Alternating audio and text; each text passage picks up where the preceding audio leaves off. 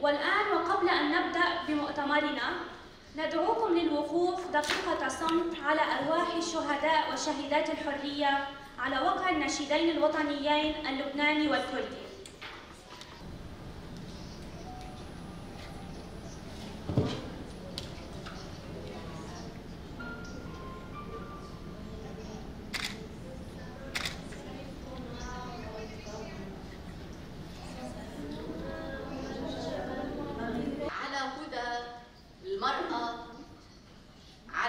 المرأة، الحياة، الحرية.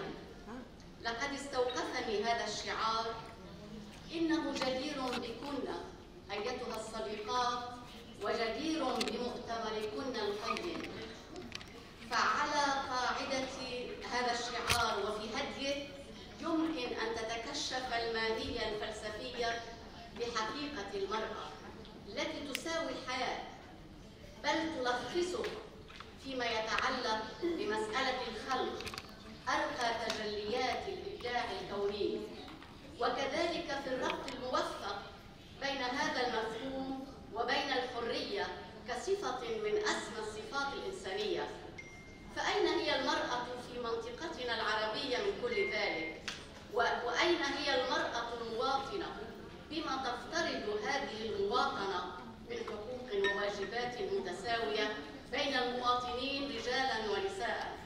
ولابد أن نلفت أيضا إلى أن سياسة الاستعمار والتوسع والاستبداد التي انتهجتها الإمبريالية العالمية والتي لا تزال مستمرة بأشكال مختلفة في بقاع كثيرة من هذا العالم قد طالت منطقتنا العربية بفائض قوتها وخبث مقاصدها بفرض السيطرة واغتصاب الأرض وتفتيت المنطقة واستغلال الموارد، فخلفت المآسي من قتل وتدمير وتفجير وتشريد بدعم من الغرب الاستعماري إلى سائر دول المنطقة. والبارز هنا الأثر المدمر لتلك السياسة الإمبريالية، فمن فلسطين المغتصبة من قبل الصهاينة بدعم من الغرب الاستعماري إلى سائر دول المنطقة العربية حروب تفتك الشعوب وبفئاتها العمالية والنسائية وطبقاتها الفقيرة، مما يؤكد أولاً أننا لازلنا نعيش في عالم مختل المقاييس تغيب فيه العدالة، ولا منطق يحكمه سوى منطق الغلبة والقهر، وأن هذا القهر يقع على النساء بدرجة مرعبة. مالي هو استمرار وذروة لكل الأنظمة الاستغلالية السابقة له، فإن المرأة أيضاً تئن تحت وطأة أقصى درجات الاستغلال والاستعباد في كل تلك الأنظمة.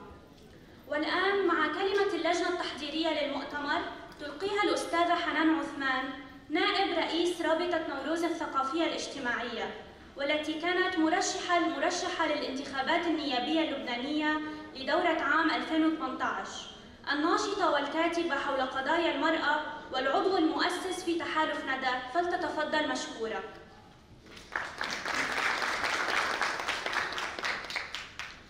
صباح الخير، بونجور للجميع، وشكرا كثير لتلبية الدعوة.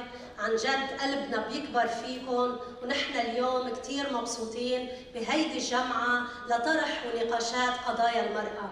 فأهلا وسهلا فيكم اللي جايين من برات لبنان واللي من قلب لبنان. شكرا كثير. السيدات الحاضرات معنا هنا في قاعة المؤتمر، والمتابعات معنا على منصة زوم، تحية طيبة بعبق الفل والياسمين.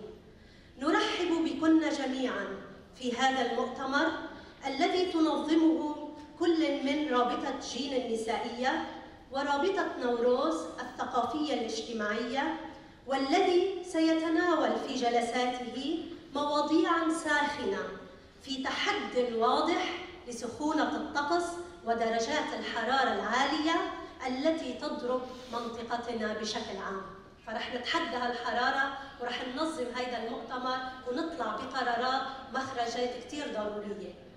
نرحب في شخوصكن بكل البلدان التي تتواجد بيننا أو تتابعنا عن بعد، ونؤكد من خلالكن مجدداً أن إرادة المرأة الحرة لا يعلى عليها، فعلى رغم كل السياسات والممارسات البطريركية المناهضة والمعادية للنساء ولإرادة النساء والرياديات وللنضال النسائي في مختلف بلدان المنطقة، وعلى رغم سياسات تأليب الشعوب والهويات على بعضها بعضاً، إلا أننا نجتمع في كل مرة لنؤكد نحن بدورنا أن صمام الأمان لجميع بلدان وشعوب ونساء المنطقة إنما يمر من الوحدة النسائية ومن العمل النسائي المشترك، ونشدد بذلك على تمسكنا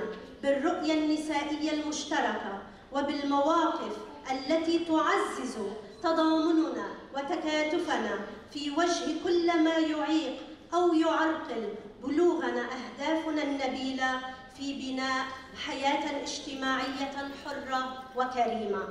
دعماً قوياً للنساء الإيرانيات في ثورتهن التي أصبحت هي الأخرى منبع إلهام جديد لنا على درب حرية المنطقة، حرية المرأة في المنطقة. وبهذه المناسبة فإننا نبارك الحملة النسائية العالمية التي أطلقتها منظومة المرأة الكردستانية في 3 آب من 3 إلى 15 آب تحت شعار نحن مع نساء شنغال، مع نساء أفغانستان في وجه الهجمات البطريركية المهيمنة، ونؤكد أن مؤتمرنا هذا سيكون إضافة مهمة إلى هذه الحملة البالغة الأهمية. عاشت إرادة المرأة الحرة، المرأة، الحياة، الحرية. جن جيان آزادي، اللجنة التحضيرية للمؤتمر. شكراً.